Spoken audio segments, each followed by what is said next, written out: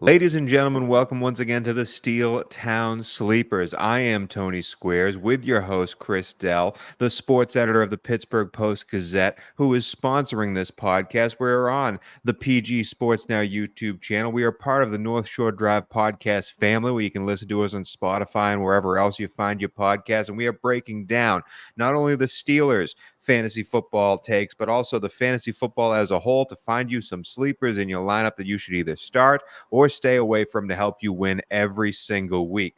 Now, we had our bye week last week, so to speak, but we are back for the weekly grind to go through the fantasy football list because Chris, no one's on a bye this week. No team. I can't remember a week 8 where no NFL team is on a bye, but that's great for us as fantasy fans. I don't think the NFL wants their fans getting their attention taken away from the World Series starting up. You got opening week of the NBA, so touche, smart move by the NFL there for the ratings. And we don't got to worry about like, oh crap, my QB1's on a bye. I need to go find a backup. Nah, everyone's available. So this is a pivotal week to make sure you set your lineup correctly to guys that are going to excel for you, because your opponent is certainly going to do so.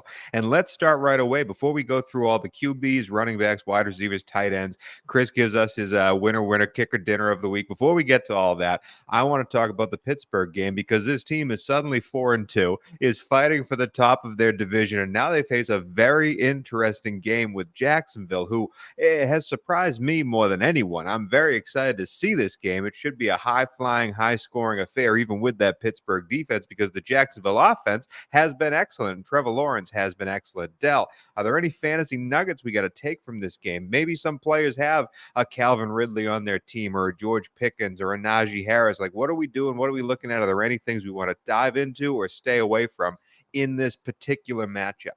Yeah, we debated whether George Pickens was a sell 2 weeks ago before the Steelers went into their bye. And as much as it pains me to say it, I think you got to try to sell George Pickens if you can. No, yeah, I think you have to. Yeah, come on. I think you have to, because here's why. And this is a positive for the Pittsburgh Steelers overall, is that their defense getting healthier. Today they brought Cam Hayward back to practice. His official 21-day return window is back. TJ Watt is balling out of control.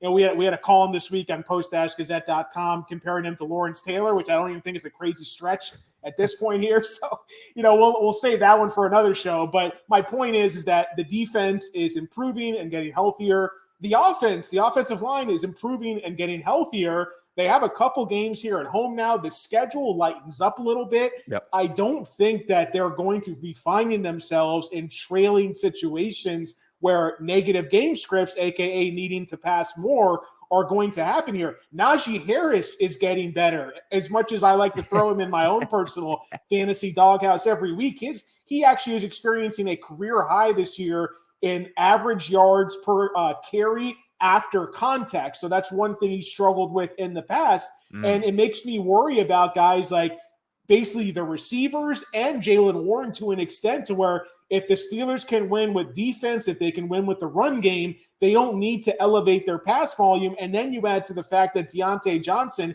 came back in this game, and he's back to being a full-time player. He saw 6 targets in this matchup. Let's not yet.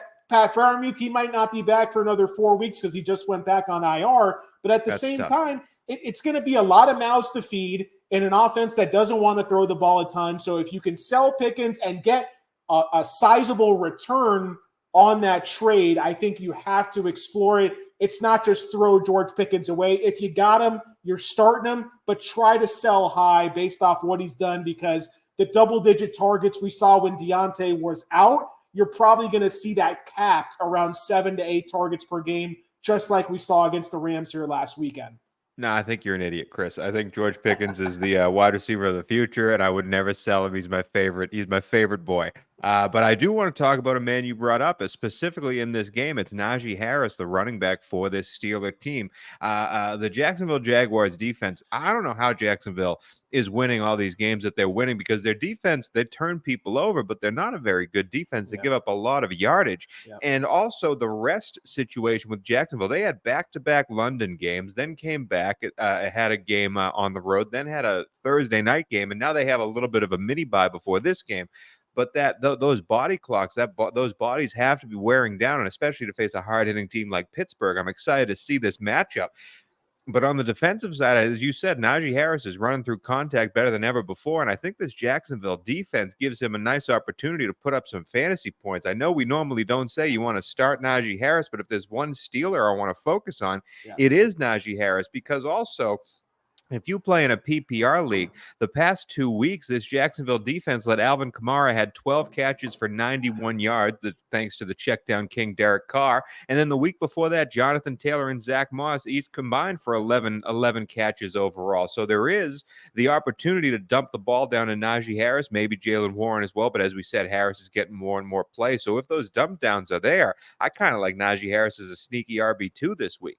Yeah, no, he's in RB2 territory now. He absolutely is. And you know what you got to actually say too, and this pains me to say it because I've been a proponent of Jalen Warren dating back to last season. I think you got to sell Jalen Warren now. He got lucky scoring on a 15-yard touchdown. I say lucky, not as in he doesn't have the skill to do that, but typically when you see running backs scoring touchdowns outside the 10-yard line, those plays tend to be a little bit fluky and they don't stick around from week to week. Those aren't the most consistent type of fantasy plays we want to be relying on. Now, I say that because Najee, he's going to get a majority, if not all of the touches inside the 10-yard line, maybe even inside the 20-yard line for that matter. And here's even, you're talking about full PPR, even half PPR that a lot of people play in. Najee Harris ran more routes overall last week against the Rams. He ran 10 routes overall. And Jalen Warren ran 7 routes overall. They actually kept Jalen Warren into pass block more than normal because on third downs when Warren was in the game, they were dropping back to pass and relying on him there. So look, again, I think that the return of Deontay Johnson not just caps the upside of George Pickens, especially caps the upside of a guy like Jalen Warren. So I have him as like my 4th or 5th best running back in the league. He's on my bench, and I'm looking at running back needy teams in my league saying, hey, look, Jalen Warren, he scored double-digit points in more than half the games this year. He's coming off a touchdown. Throw off that used car salesman vibe there. You're trying to sell. You got to, man. So that, to me, I'm actually bullish. Like, first time in a long time I've been more bullish on Najee Harris. I still think he has modest upside in terms of his ceiling, but it's much more than we were seeing earlier in the season when he wasn't running routes and wasn't catching passes. And now we actually semi-trust the Steelers team to get in the red zone every now and again. And when they do, Najee Harris is going to be the number 1 threat to score touchdowns as well. You just know that Jacksonville's now going to shut him out completely in this game. But it's going to be a fun one to watch. I'm excited for it. Let me say this, Tony. You mentioned the turnovers. There's a great point. I just want to double down on that, saying that you talk about the defense for Jacksonville in this game. You know, nothing great. 22nd overall in PFF run defense. They're 29th overall, bottom 4 in the league in terms of their PFF pass rush grade. Mm-hmm. They're also 20th in ESPN's pass rush win rate. So they're not getting after the passer outside of Josh Allen. And I think that the Steelers can at least try to scheme him away to keep Kenny Pickett in a clean pocket for this weekend.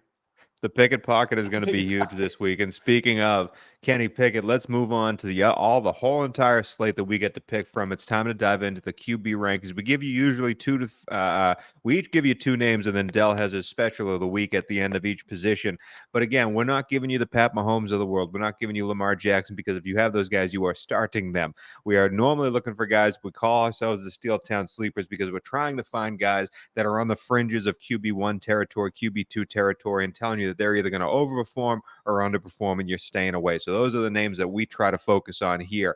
And I'm excited because I think I got a couple of winners here, and most of mine are sells. But Dell, I'll go to you for the first name. What's the first QB we want to talk about today? Yeah, this is a week where I like a lot of guys that are ranked outside the top 8 or 9 quarterbacks, even in the double digits. And I'll start with my first guy as the highest on the board. I've got him at QB8 this week. Consensus has him at QB9. I believe he is a solidified top 10 option. I've got him ahead of Joe Burrow, ahead of Trevor Lawrence. It's your boy, Tony's coming off the bye week himself. It's the rookie CJ Stroud. I think that this is where we start to see CJ Stroud truly emerge as a reliable week in and week out fantasy quarterback option. And look, I was talking to my buddies. He's in a couple of leagues with me this year, and it's amazing the state of the quarterback position in fantasy right now. It's completely disappeared. If you don't have one of 4 guys now, Jalen Hurts, Josh Allen, Patrick Mahomes, and Lamar Jackson, and even Patrick Mahomes has had a couple down games, you're struggling right now at quarterback. So it's pretty much almost your entire league. and Jalen Hurts is simply getting elevated because of those push play touchdowns. So, I think CJ Stroud could be your answer there. Obviously, he's not going to be on waivers in most leagues anymore. But if you've got him and a Dak Prescott, if you've got him and a Matthew Stafford, and if you can somehow trade away one of those veteran guys, better name-known guys, I would try to do that and rely on CJ Stroud. Now, coming off the bye, no more missed weeks, regardless of matchup. I really like him a lot. This week against Carolina, yes, you can run all over the Panthers, as we've seen teams do. You can do throughout anything the to the Panthers, though. Yeah, you can do anything. They're 26 in they're 24th overall in PFF coverage grade. Yeah. And the Texans are one of the top 7 or 8 offenses in terms of pass rate over expectation. So I like them a lot. The guy that I'm going to stay away from is actually a guy that in my league, someone traded this quarterback away to keep CJ Stroud for the year. So, and it involves my team. We're talking about to mostly a Pittsburgh Steelers fan base here, but I am a diehard fan of the Green Bay Packers. And news alert, the Green Bay Packers stink. And I'm talking about Kirk Cousins here. And I'm telling you, you don't want to start Kirk Cousins this week. And listen, I don't believe Green Bay is going to do well against Minnesota. I just believe that there is no reason for Minnesota to throw the ball against this Green Bay defense. This Green Bay defense has been porous. They've made people look really well on the ground, but against the pass, they've actually been pretty good. They've sacked people a lot. They've forced a couple of interceptions, and the most passing yards they've given up in 6 games was 237 to Desmond Ridder. Kirk Cousins ain't exactly a guy that's going to be running around and trying to get scramble plays, which has hurt the Green Bay Packers defense this season. He's going to try and sit in the pocket and pass the ball, and we saw how well it worked against San Francisco. Again, you don't need to do that to beat this Green Bay defense. I think it's going to be a lower scoring game. I think it's going to be a ball control game.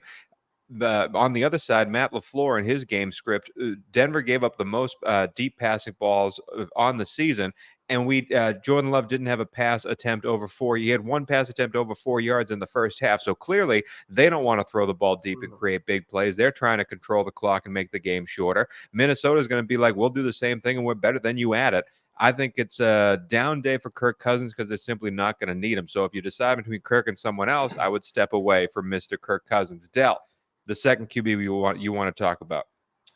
Yeah, I'll stick to another guy that I really like this week, and it's my boy. It's the mustache man, Gardner Mustache, aka Gardner Minshew. Go with Minshew. Look, there's one thing I've seen a lot of people talking about this week, and it's that Gardner Minshew's not going to score 2 rushing touchdowns every week. Okay, I'll give you that. I get it. However, he's also not going to lose 3 fumbles every week. So that's minus 6 points you get on 3 lost fumbles. That essentially cancels out one of the rushing touchdowns, and it puts them at about, if you take away the other rushing touchdown, about 22 fantasy points, which is something you're going to want in your lineup every single week. Now, why I like this is because you're playing against a Saints team here in week 8 that is extremely stout against the run. I don't know how much running room that this team is going to have. And then at the same time, we have seen them be a little bit of a pass funnel type of defense New Orleans has. We saw Christian Kirk and Trevor Lawrence have success against them last week on Thursday Night Football. So I'm looking at the Colts here is that they're the fastest paced offense in the league right now under Shane Steichen. The only thing that has essentially changed going from Anthony Richardson to Gardner Minshew is that the quarterback isn't running the ball as much, but that's giving us more opportunity for passing yards, for completions, et cetera, et cetera. So you look at the emergence of Josh Downs. That's one area where the Saints have been beat consistently this year, have been in those short, intermediate slot type areas of the field. So I think that the chemistry between Minshew and Downs is going to continue here. I think that given the landscape of quarterback right now, you're looking at a Colts team, they're at home. They're not favored to win this game. So essentially they're favored to be trailing. I think if they are, you're going to see another game where Gardner Minshew could flirt with 40, 45, 50 pass attempts again.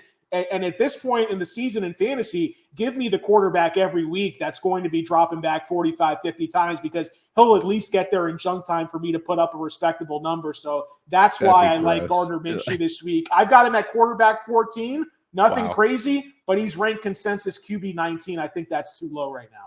If I lost a fantasy week to Gardner Minshew this week, I'd be so disappointed in myself. But yeah, Minshew's there, and I'll tell you another quarterback. It's going to be a gross start, absolute disgusting start. But you got to play the numbers, and I'm so happy we didn't talk about him earlier because I wanted to save him for right now. Pittsburgh Steelers fans, get ready. It's Kenny Pickett. I'm telling you, man, this Pittsburgh offense has figured some things out. I still want to fire Matt Canada, but this Pittsburgh offense has become explosive. Deontay Johnson is a huge re-addition to this team. It gives Kenny Pickett so much more to play with. And yes, Freiermuth hurts, but you can see that they've used these players, these wide receivers, and other options. And the matchup against Jacksonville, as Dell already went through, you can rewind and listen to how bad they are at so many things on the passing defensive side. But I'll leave you with this. The past 3 weeks, Jacksonville has given up the most passing yards out of any team in the NFL in the past 3 games. Over 320 passing yards per game this defense has given up. The next closest team is Los Angeles Chargers. They've only given up 280. They're giving up 40 more passing yards a game than the worst team in the league at stopping the pass in the NFL. Jacksonville has been terrible. 4 of the 7 games they've had, a QB has thrown for 300 or more yards against them. I think Kenny Pickett, if you're struggling, if you don't know what to do with your quarterback position and you have Kenny Pickett on there, and also for daily fantasy stuff, you want a really cheap quarterback to be your QB1 in daily fantasy stuff, I do think Kenny Pickett has a really, really good day against this Jacksonville team that I think is going to score against the Steelers defense. I think it's going to be a higher scoring game. I think Kenny Pickett's going to have to throw the ball to keep up. I love Pickett as my QB2. Dell, your bust of the week, though, is coming from the quarterback position. So who do you think is busting out as a QB this week? Well, it's a guy that's been, borderline top 5, locked in top 10 option all year. However, the last time he faced the Patriots in week 2, he was the quarterback 26 this week. It was his worst fantasy quarterback performance of the season, and that's Tua Tagovailoa with the Dolphins here. And now look, The Dolphins are at home in this game. Last time they were on the road, they beat the Patriots by 7 points. They're 9.5-point favorites in this spot. And coming off of a multi-touchdown loss to the Philadelphia Eagles on primetime this past weekend, I think that the Dolphins get right here. And this doesn't come off to me as the type of matchup where they're going to need to really force the ball through the air. Tyreek Hill, he did return to practice this week. We're recording this here on Thursday afternoon. He had missed practice on Wednesday, and there were reports that were saying that he could miss this game against the Patriots here on Sunday. So I think at the very least, you're saying that Tyreek Hill is not going to be 100% full go in this game, and that either way, the Patriots are going to try to scheme Tyreek Hill away. He had one of his worst games of the season so far against this Patriots defense, even though the Dolphins won the game. And the Dolphins want to win the game. They want to get the monkey off their backs, even though they're 5-2. A lot of people are talking about them negatively in the media right now. So I just look at the overall spread where I don't think anytime I see a team that's double-digit favorites and a team that is also good at running the football, Raheem Mostert had a monster game. I think they try to get him back on track in this matchup here. So I just think in terms of play elevation, pass volume will be lowered in this game. And then you add to the fact that New England also is they're getting a little healthier in the secondary overall. So I think it's a little more resistance than the last time these two teams played each other. So I am down on Tua this week. I've got him as my QB 12, which I don't think is very low, but consensus has him right now at QB 6. I think that's way too high for this weekend. That would be interesting. It's very interesting. We're getting a couple of times now, and it's happening in Philadelphia as well. They're getting a couple of times where we're getting those divisional games like really close to each other. So I'm interested to see how the coaching battle does there. If we see a carbon copy of the game that we just had 2 weeks ago, if we see a lot of wholesale changes in a different game altogether. But I'm with you. It'd be tough to start Tua this week. And let's go now to the running back position. This position is a very interesting one. A lot of names like Zach Moss coming out of the woodwork that just became RB1s that we don't know what to do with, but I think we got a couple of winners here. But before we talk about those running backs, I have to tell you about the Great Yinzer Tailgate, which is bringing the best of the Berg to South Point on November 4th, showcasing Pittsburgh's rich culture, iconic sports history, and vibrant community spirit. The Great Yinzer Tailgate will immerse you in the unique blend of traditions that make Pittsburgh legendary. Visit www.thegreatyinzertailgate.com for details, and I will see Yins there. I'm flying in from Glendale, baby. Let's go for the running back position, Dell. Who's the first running back you want to talk about for week 8? Yeah, this is a tough one for me because this early in the week with my rankings, I'm updating my rankings every single day, and you can also catch them in my Fantasy Favorites Manifesto column, which will be at Post-Gazette over the weekend. It'll also be in our Sunday newspaper, so make sure to check that out.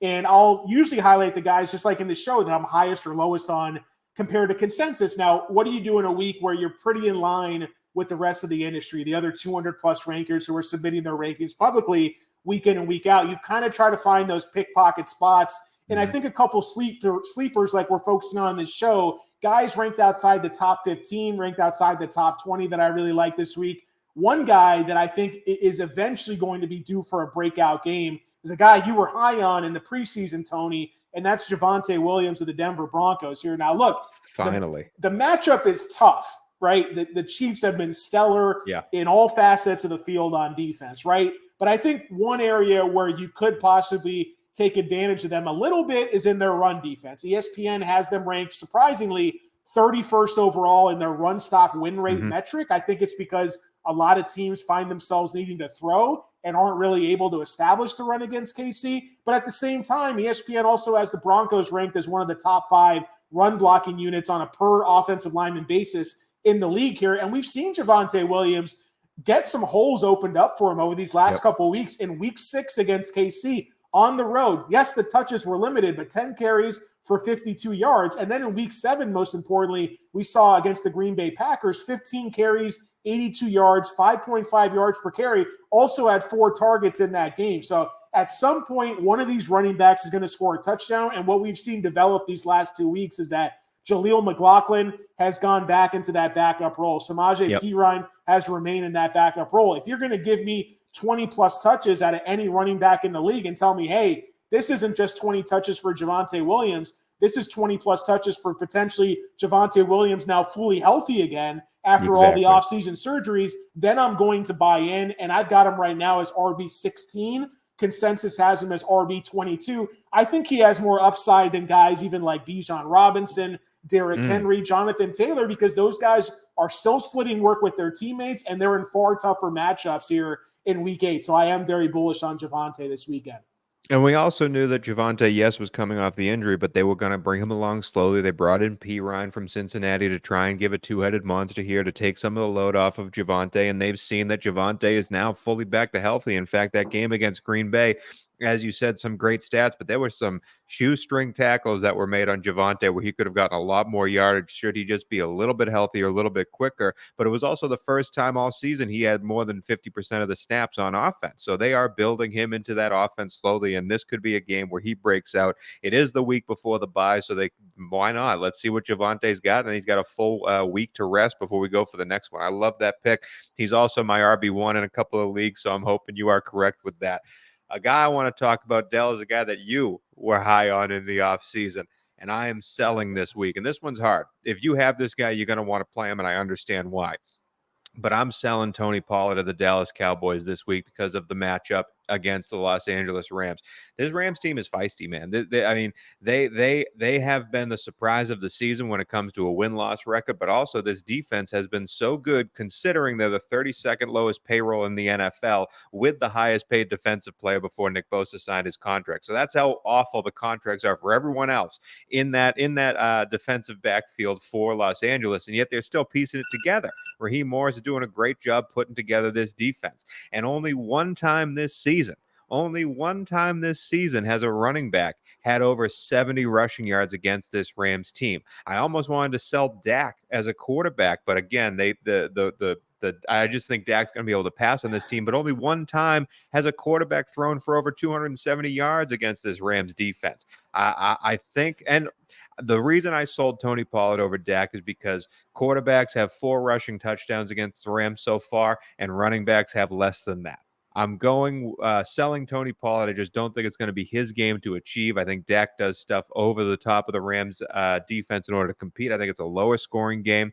I think the Rams try to control the clock with me and Dell are playing running back for the Rams right now.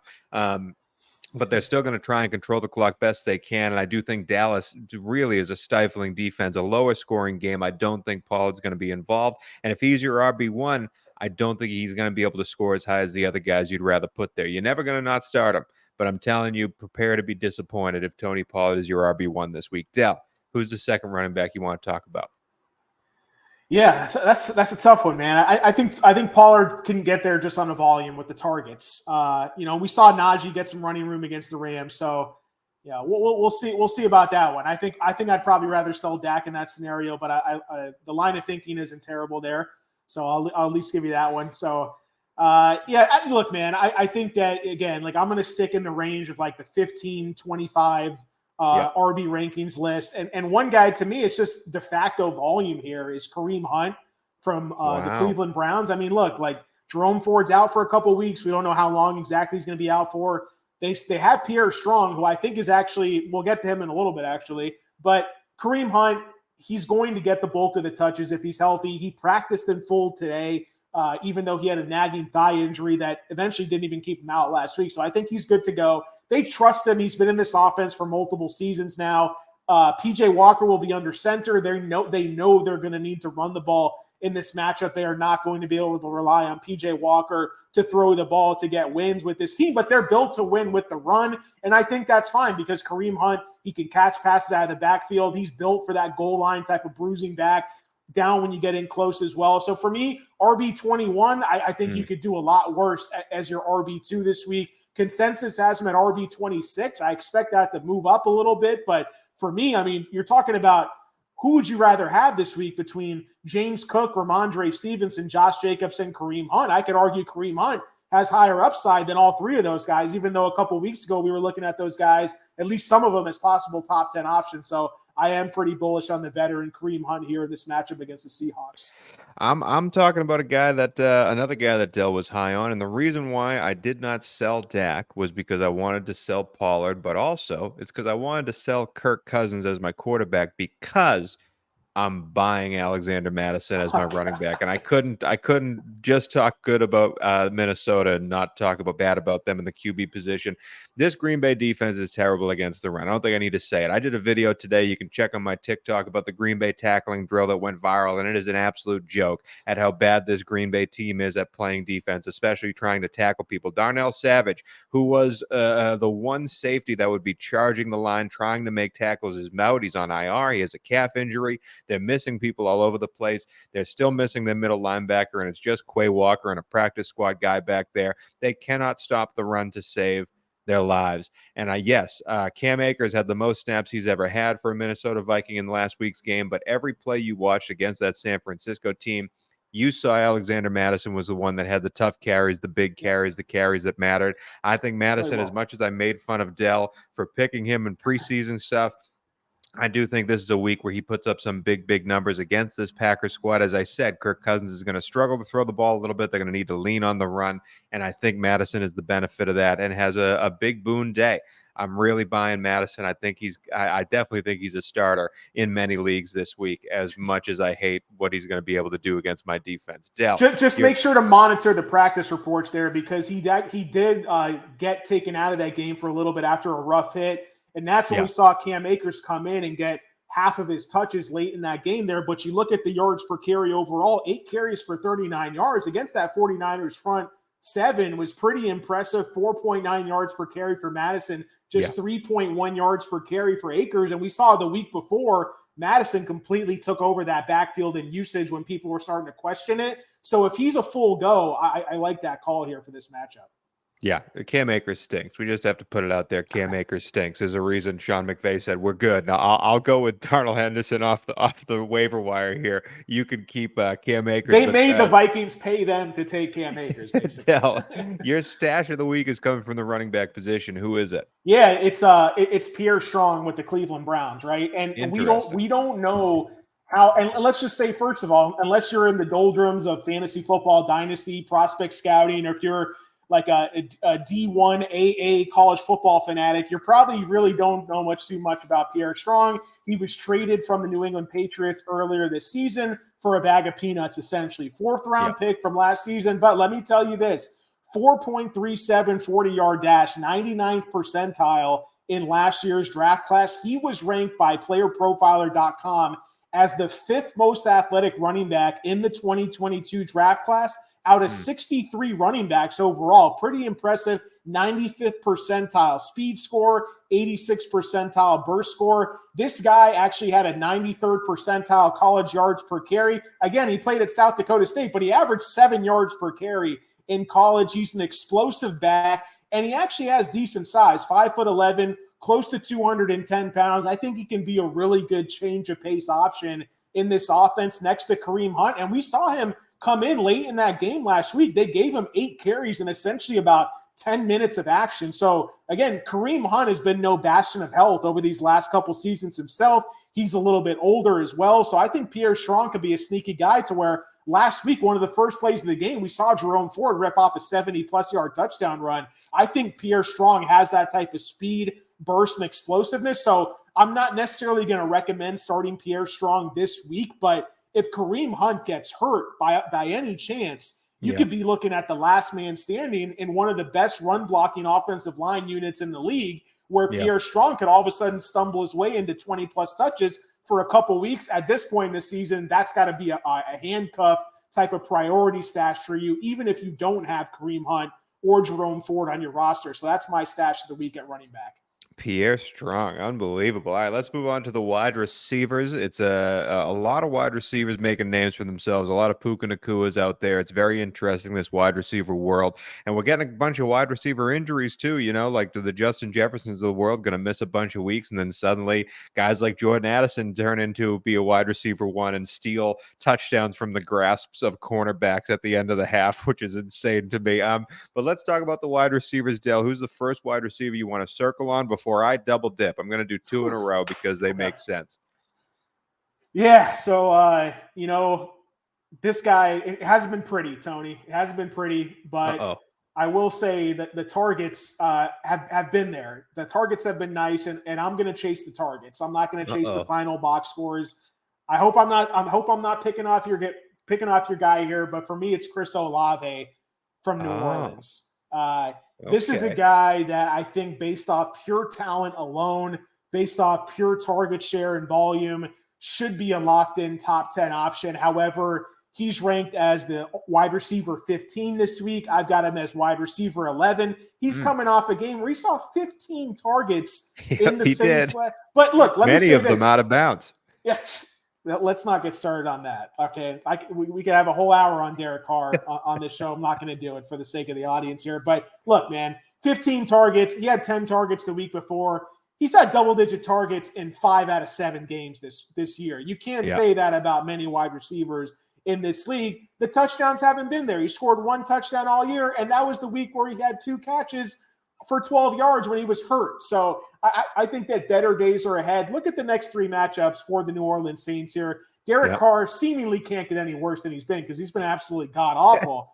They're at the Colts here, playing on a fast track at Minnesota in 2 weeks as well. In between that, they've got a home game against Chicago in week 9, a very beatable secondary. I think the Saints defense and Saints offense passing attack here at least gets somewhat right against these shaky defenses at best. So when you're talking about the Vikings over the next 3 weeks being one of the toughest matchups for Olave and the Saints, I like my chances here. I think Olave is a great buy low in fantasy because most likely the guy who owns him in your league is relying on him to be the top 1 or 2 receivers on his roster, and he's probably very frustrated at this point in the season. So, again, pass funnel defense on the road. I expect the Saints to need to throw the ball. I don't think they're just going to keep dumping it off to Kamara 20 times a game. And at some point, Derek Carr is going to man up and say, you know what, this is on me. I got to improve my game, and I'm going to make my receivers happy here. I think you're absolutely wrong there. I think Derek Carr is the exact opposite person that says, hold up, hand up, it's on me. I don't think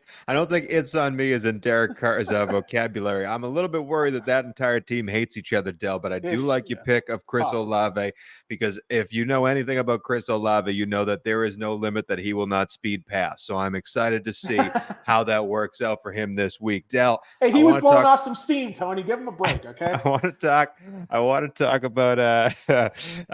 about the 2 wide receivers here that I'm going to go in because they're playing in the game together. So I didn't want you to take either one. And this involves, as we said, one of these matchups where these 2 teams have already played each other not so long ago. So we have data on how that first game went. We can kind of use it for this game. And the first person I want to talk about is Terry McLaurin. I hate Sam Howell. I think Sam Howell stinks. I think Washington stinks overall. Sam Howell is about to break the record for most sacks in a season, but Terry destroys the Philadelphia Eagles. He has, in his career, 53 receptions and 784 yards versus Philadelphia. And then the first game they played, it was 8 catches, 86 yards, and he fell on a touchdown in the end zone to give you a free 6 points. I love Scary Terry in this matchup. Philadelphia has struggled, especially big play Slay has struggled covering the number one. And I do think they're going to need, Washington is going to need Terry McLaurin to have a huge game if they want to keep in this game, because this is also seemingly a do or die game for this Washington franchise that thought they could be a wild card contender. They do have a couple of wins, but then they have a couple of losses against really crappy opponents where they look like everyone should be fired in that organization. So I think this is a everything against the wall, everything but the kitchen sink offensive plan for Bieniemy. And I think Terry McLaurin is the big spearhead of that. And then on the opposite side, we've talked about before, and I've given out before, the number one wide receiver against Washington defenses absolutely eats breakfast, lunch, and dinner against this Washington defense. Marvin Mims had a huge game, obviously, but we have players like Stephon Diggs, A.J. Brown, D.J. Moore, Drake London, all going for huge games against this Washington defense. And notice I said A.J. Brown in that first game. He started this trend of number ones just absolutely eating against Washington. And I think if there's any trust in Jack Del Rio whatsoever, he will say, I'm looking at A.J. Brown. He destroyed us not 2 weeks ago. I am not letting him do it again. We are bracket covering him. We are making sure there's a safety over top at all times. We are not letting him get off the line of scrimmage without a hand in his face. They are focusing all their attack on A.J. Brown. And so I'm starting Devonta Smith. This guy has been a big disappointment because you've probably drafted him really early. You probably drafted him if you got him as your wide receiver 2, you're still angry about it because he has not performed up to that level. He's not even living up to wide receiver 3 right now. And I think this week, especially with Jalen Hurts sort of finding a groove, there's obviously something wrong with Jalen Hurts. He's not scrambling as much. He's trying to be more of a pocket passer. I think they're going to try and take A.J. Brown completely out of the game, and Devonta Smith needs to be the one to step up and win this game for Philadelphia, and that's what I'm going for. I'm starting Devonta, and I'm starting Scary Terry. I think they both have huge days in this particular game. Dell, I went on for a while. Who is your second wide receiver? I think Devonta Smith, he's the ultimate definition of a buy low. You just can't trade him away right now because everyone's skeptical, but the upside is ultimately there. I love Terry McLaurin was on my short list, so I like that play a lot. He's been tearing it up and dominating target volume in that offense. I really like Jakobi Meyers this week. He's had double-digit targets in 4 out of 6 games this season. You look at the last 2 weeks overall, the only wide receivers with more targets than Jakobi Meyers are the cream of the crop. Steph Diggs, Tyreek Hill, Amon-Ra, A.J. Brown, Jamar Chase. That's it. Jakobi Meyers has just as many targets as Chris Olave and Puka Nacua, 2 more targets than Cooper Kupp over the last 2 weeks. I think you look at this matchup here, Jimmy Garoppolo might not be the greatest quarterback in the world, don't get me wrong, but his return to this offense is a huge boost compared to what they were getting with Brian Hoyer or if they were having to go back to Aiden O'Connell in this offense. If you can do anything against Detroit, you can probably pass on them a little more easily than you can run on them as well here too. So, and I think the slot has been another area of the field where we've seen wide receivers take advantage of this Detroit Lions defense too. So look at the Raiders here on the road, 8-point underdogs in this game. They're going to need to throw a ton. I expect Jakobi Meyers to get double-digit targets, maybe even flirt with 15 targets again in this game. So for me, I just don't understand the ranking at this point. He should be a top 15 option. He's ranked consensus wide receiver 20. I've got him as wide receiver 15, and I could make an argument for probably moving him even close to wide receiver 10 to 12 range. Yeah, so for my sleeper of the week, it's kind of like a semi-sleeper, semi-stash pickup, but it's Jalen Hyatt of the New York Giants. And this gets tough, right? Because we're going into week 8 here. We have a lot of data under our belts, and a lot of the rookies that we expected to break out and have big seasons, they've done that already. So what are we banking on? We're banking on guys whose roles and whose playing time can only increase from here on out. And when you look at a guy like Jalen Hyatt, you're talking about a big play threat, first of all, who has yet to see truly full-time playing time so far in any of the games he's played in. But he's seen now 3 straight weeks in terms of his playing time increase, his routes run, his overall snaps played. He saw a career-high 5 targets in week 7, only had 2 catches, but they were for 75 yards, and he was about a fingertip away from getting an additional 30-yard touchdown tacked onto that. So 75 yards, 5 targets, wide receiver 27 finish overall in week 7. I think Hyatt's the guy whose role is only going to keep growing. This guy was the Biletnikoff Award winner, best wide receiver in college last season. A lot of people question whether that system in Tennessee would translate to the NFL, but we're starting to see him being utilized in creative ways by Brian Daboll there in New